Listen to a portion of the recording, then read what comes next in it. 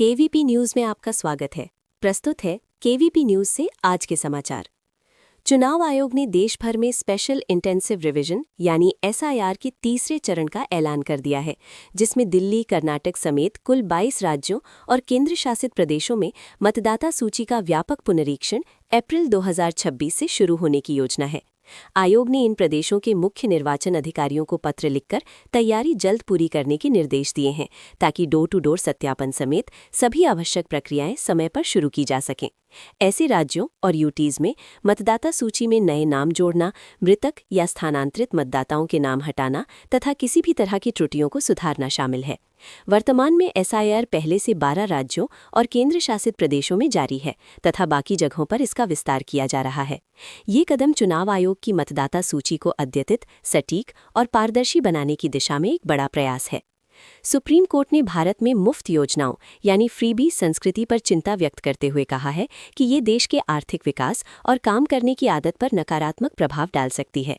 आज की सुनवाई के दौरान शीर्ष अदालत ने विशेष रूप से राज्य सरकारों की मुफ्त बिजली, खाना, साइकिल जैसी योजनाओं पर टिप्पणी की और पूछा कि अगर सुबह से शाम तक मुफ्त सुविधाएं दी जाएं तो लोग काम क्यों करेंगे।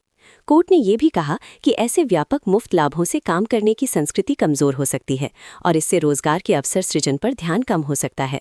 सुप्रीम कोर्ट ने कहा कि विकास के लिए बेहतर होगा कि सरकारें संसाधनों का उपयोग ज्यादातर नौकरी और विकास के अवसर बनाने में करें, न कि केवल मुफ्त सुविधाएं बांटने में।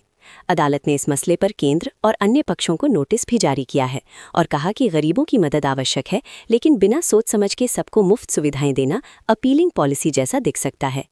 वाराणसी से मेरठ जा रही वंदे भारत एक्सप्रेस ट्रेन पर पथराव की घटना हुई और इस ट्रेन में राष्ट्रीय स्वयंसेवक संघ के सरसंघचालक मोहन भागवत भी यात्रा कर रहे थे।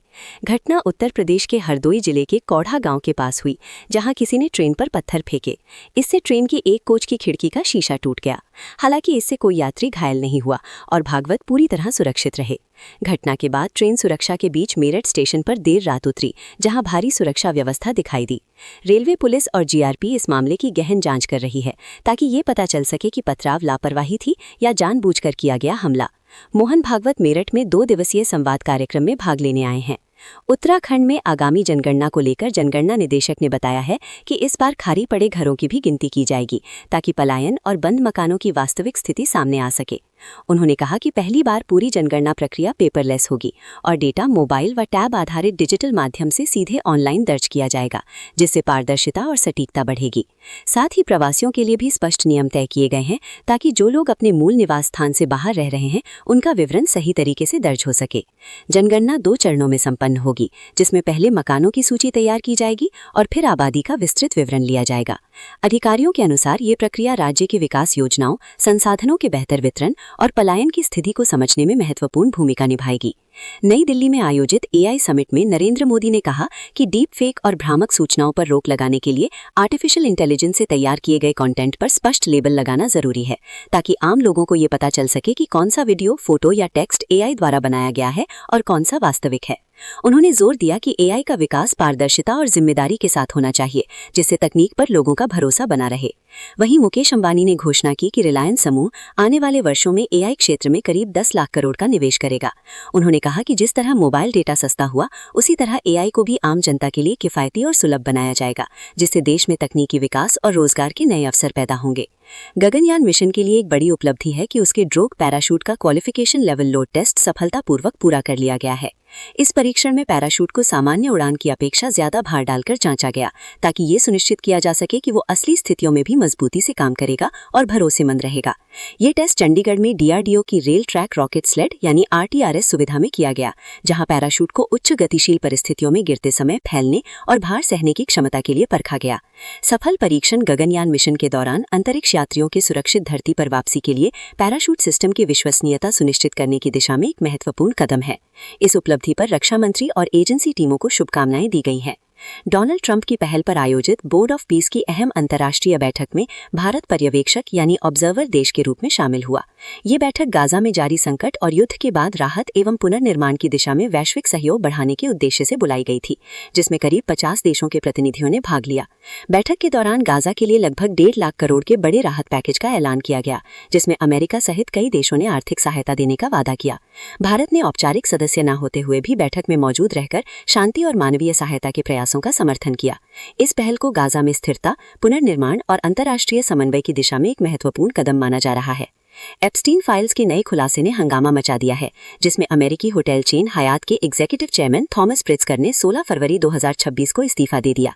दस्तावेजों से पता चला कि 2008 में यौन अपराधी जेफरी एप्स्टीन के दोषी साबित होने के बाद भी प्रिट्जकर का उनसे ईमेल और संपर्क जारी रहा, जिसे उन्होंने अपनी गंभीर गलती बताते हुए पीड़ितों से खेद जताया। इस प्रभाव से 10 देशों में लोगों ने पद छोड़े हैं। यूरोप में छापेमारी और जांच तेज हो गई है, जबकि हयात ने मार्क खोपला-माजियन को नया चेयरमैन बनाया। प्रिट्जकर ने पहले इन आरोपों को खारिज किया था, लेकिन कोई गैर कानूनी गतिविधि साबित नहीं हुई।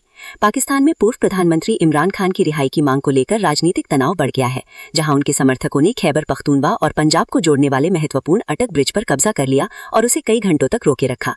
उनके रोष का कारण ये है कि वे खान की अडियाला जेल से रिहाई की वकालत कर रहे हैं, जबकि वो भ्रष्टाचार मामले में 14 साल की सजा काट रहे हैं और उनकी पार्टी पाकिस्तान तहरीक-ए-इंसाफ यानी पीटीआई प्रशासन और सेना पर राजनीतिक दमन का आरोप लगाती है। खैबर के मुख्यमंत्री सुहेल अफरीदी ने इमरान की रिहाई के लिए इमरान खान रिलीज फोर्स नाम से युवाओं का एक संगठन बनाने की घोषणा की है, जो कहा जा रहा है कि शांति से मुक्त आंदोलन चलाएगा। इसी बीच पाकिस्तान के सेना प्रमुख जनरल आसिम मुनीर ने तनाव को नियंत्रित करने के लिए लगभग 5000 सैनिकों को इस्लामाबाद, पेशावर और रावलपिंडी से तैनात किया है, ताकि स्थिति बिगड़ने से रोकी जा सके। केरल हाईकोर्ट ने film the Kerala story 2 goes beyond के सेंसर सर्टिफिकेट को रद्द करने की याचिका पर सेंसर बोर्ड सीबीएफसी और फिल्म के मेकर्स को नोटिस जारी किया है और उनसे जवाब मांगने के निर्देश दिए हैं। याचिका को केरल निवासी श्रीदेव नाम्बुदरी ने दायर किया है, जिसमें उन्होंने दावा किया है कि फिल्म का टाइटल और कंटेंट पूरे केरल राज्य और उसकी जनता को गलत तरीके से दिखाता है और बिना पर्याप्त जांच के सीबीएफसी द्वारा यूएस सर्टिफिकेट जारी कर दिया गया। याचिका में कहा गया है कि ट्रेलर और प्रचार सामग्री ऐसे दृश्यों तथा नारे दिखाती है जो संभावित रूप से कानून व्यवस्था में तनाव, क्षेत्रीय ध्रुवीकरण और सांप्रदायिक तनाव पैदा कर सकते हैं और इसलिए सर्टिफिकेट को रद्द या संशोधित किया जाना चाहिए। कोर्ट ने मामले की अगली सुनवाई 24 फरवरी को रखी है और सीबीएफसी और उत्पादकों से इसका जवाब तलब किया है। भारत ने लगातार चौथा मैच जीत लिया है। भारत ने T20 वर्ल्ड कप 2026 के ग्रुप ए के मुकाबले में नीदरलैंड को 17 रन से हराकर शानदार जीत दर्ज की।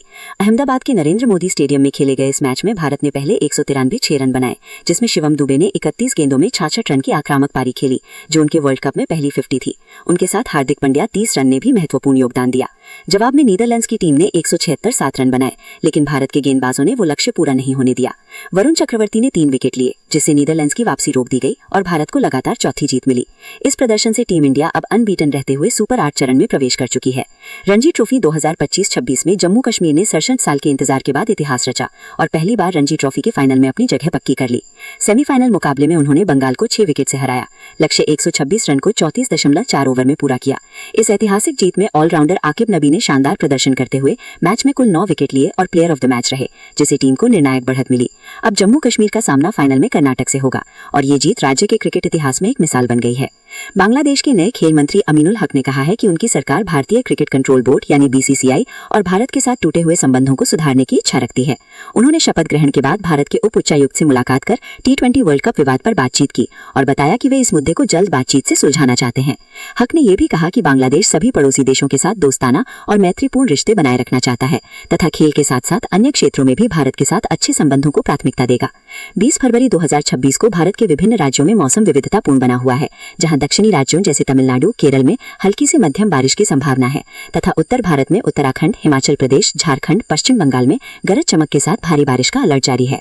दिल्ली एनसीआर में शुष्क मौसम के साथ अधिकतम तापमान 27 डिग्री सेल्सियस और न्यूनतम 14 डिग्री सेल्सियस रहने की उम्मीद है, जबकि उत्तर प्रदेश और बिहार में गर्मी बढ़ रही है, जहां लखनऊ में 29 डिग्री सेल्सियस, 16 डिग्री सेल्सियस तथा पटना में 29 डिग्री सेल्सियस, 18 डिग्री सेल्सियस दर्ज होने का अनुमान है। मध्य प्रदेश के कुछ जिलों में हल्की बारिश व तेज हवाएं चल सकती हैं। राजस्थान में धूप छाई रहेगी तथा शिमला में 19 डिग्री सेल्सियस 60 डिग्री सेल्सियस का तापमान रहेगा। आईएमडी के अनुसार 20 से 23 फरवरी तक ये स्थितियां बनी रह सकती हैं।